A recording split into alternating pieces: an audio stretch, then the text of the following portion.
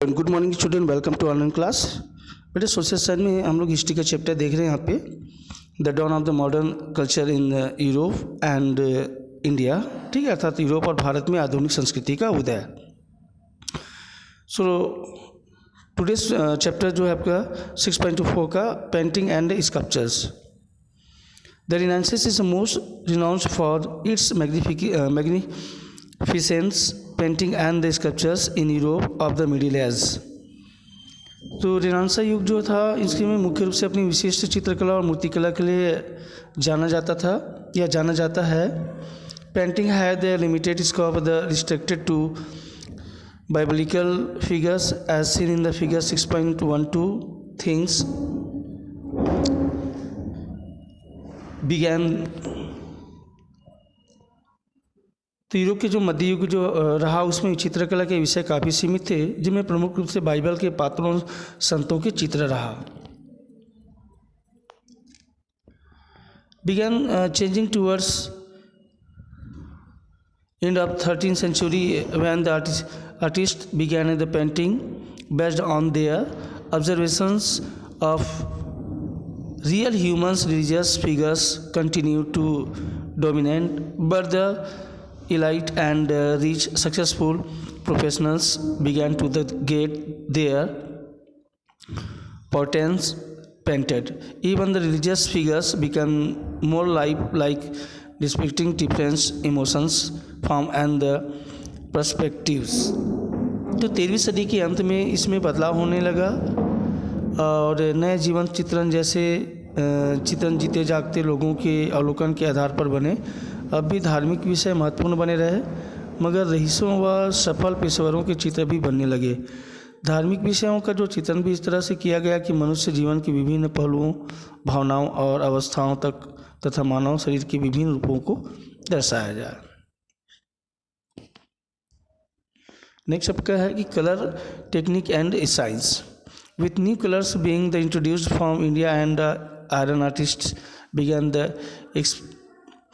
experimenting with the color and methods. They also used new oil-based colors. They mixed colors to get innumerable sets। तो रंग तकनीकी और विज्ञान का उपयोग, इसके संबंध में यहाँ पे बोला गया कि चित्रकार एक ओर जहाँ वस्तुगत हकीकत को हुबहू दर्शाने का प्रयास कर रहे थे, तो दूसरी ओर नए रंगों और तरीकों को आजमा रहे थे। इस दौर में भारत और ईरान से आए नए रंगों का उपयोग यूरोप में होने लगा था, साथ ही साथ तेल रंगों का भी उपयोग होने लगा। इनकी मदद से रंगों की अनेक जो शेड जो था वो दिखाए जा सकते हैं। Their painting also became the more realistic as they began the depicting perfect replicas of what they saw. This becomes possible with an understanding of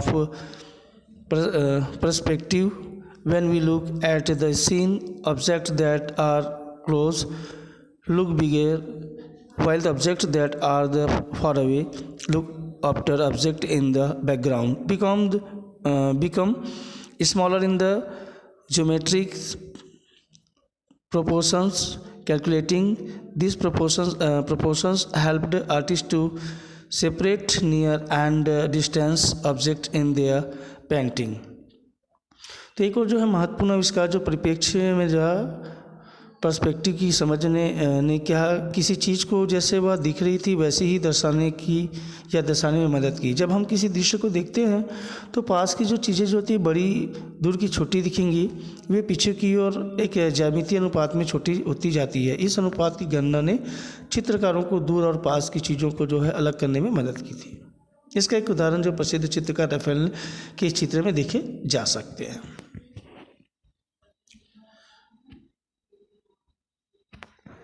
next, to important painters, दो महत्वपूर्ण चित्रकार।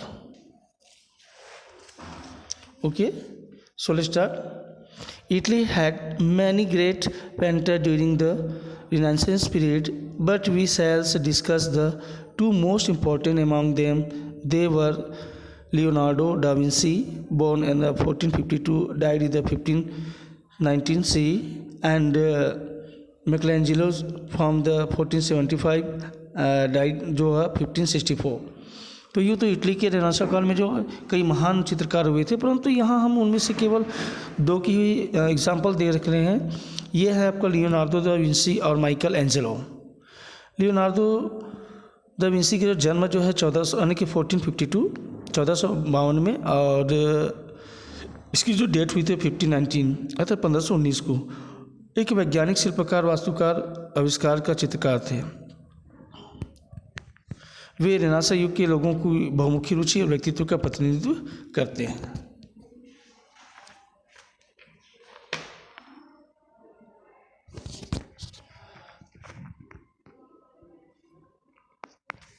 नेक्स्ट यहाँ पे देखेंगे, यहाँ पे Leonardo da Vinci was the scientist, sculptor, artist, inventor and painter. He was the perfect example of the Renaissance man. तो renaissance युग के जो लोगों की बहुमुखी रुचि और व्यक्तित्व का प्रतिनिधित्व, या बोला जा सकता है कि वे एक वैज्ञानिक, शिल्पकार और वास्तुकार, आविष्कार और चित्रकार थे। साथ ही वे जो था इस युग के लोगों को जो बहुमुखी रुचि और व्यक्तित्व का प्रतिनिधित्व भी किया करते थे। With the many-sided personality and the wide range of the interest, his most widely discussed painting is the Mona Lisa. It depicts the woman with the captivating smile. Figure 6.14. Scholars have tried to decipher the mystery of that smile for the past 500 years. In a way, it was symbolic of that age. तो उनका सबसे जो चर्चित चित्र जो था Mona Lisa, इस चित्र में उन्होंने एक महिला को हल्के से मुस्कुराते हुए दिखाया है। इस मुस्कान के अर्थ बुझने में विद्वान पिछले 500 सालों से लगे हुए हैं।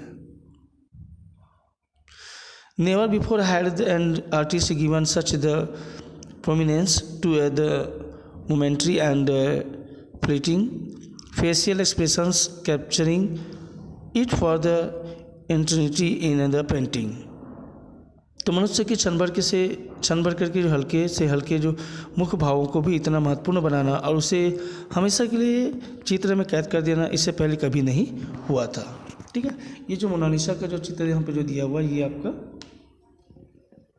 ठीक है, आपको लियोनार्डो दा विंसी जो एक लीजेंड पेंटर थे।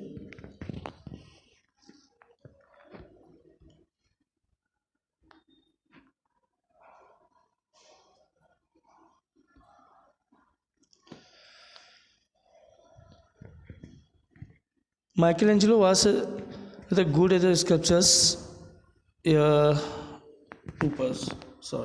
यहाँ से देख रहे हैं। Michelangelo is counted among the most prominent artists in the world history. तो माइकल एंजेलो का जन्म जो था 1475 से यानी कि 1475 से 1564 के बीच में था। तो उनको विश्व इतिहास से एक सर्वश्रेष्ठ कलाकारों में गिना जाता है।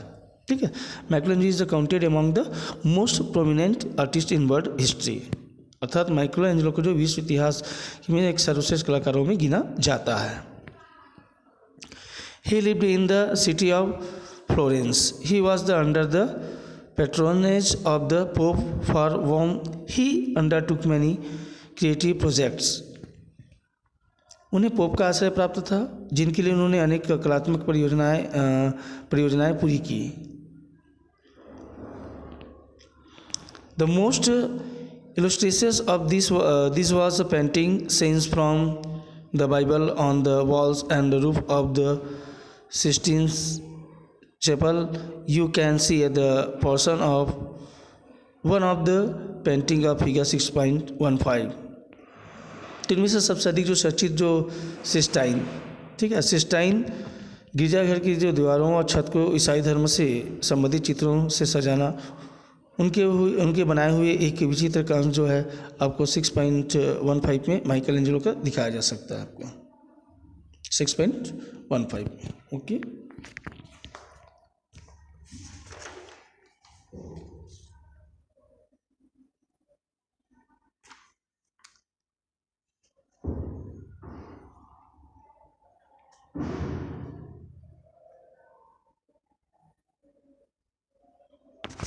नेक्स्ट यहाँ पे early modern painting in India देखिए। यहाँ पे पूर्व आधुनिक कालीन भारत में चित्रकला की बात करते हैं तो a new chapter opened in the Indian painting in the 15th century. This was the age of the miniatures painting, in which bright color were used to paint picture on paper. These miniatures had two sources of the inspiration. One was the simple illustration on plain leaf handwritten book using deep and bright colors. They depicted idealized, not realistic human and animal figure. तो भारत में जो 15वीं सदी में चित्रकला का एक नया दौर शुरू हुआ, इन लघु चित्रों का युग था जिसमें कागज़ पर गहरे रंगों का उपयोग करते हुए चित्र बनाए जाते थे। इन लघु चित्रों के दो तरह से के प्रेरणा स्रोत थे। एक तो ताड़पत्र पर बने ग्रंथों के बीच बनाए गए थे, और दूसरा जो था सरल चित्र जिसकी पहचान उनके चटक गहरे रंग थे। इनमें से मनुष्यों और जानवरों का हुबहू बनाकर उनके आदर्श रूप को दर्शाया जाता था। The second source of the inspirations was the miniatures traditions of Iran. लघु चित्रों की एक और प्रेरणा स्रोत था ईरान की लघु चित्र परंपरा। The country had the practice of producing books handwritten on the paper with the illustrations of the incidents described in them. This was around the time of the Renaissance began in Europe. The most famous Aryan painter was Kamaluddin.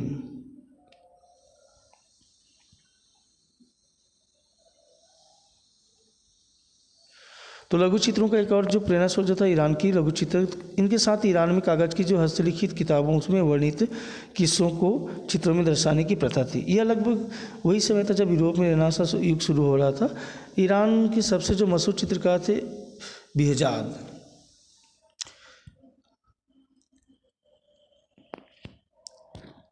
जिनका एक चित्र यहाँ दिया गया है।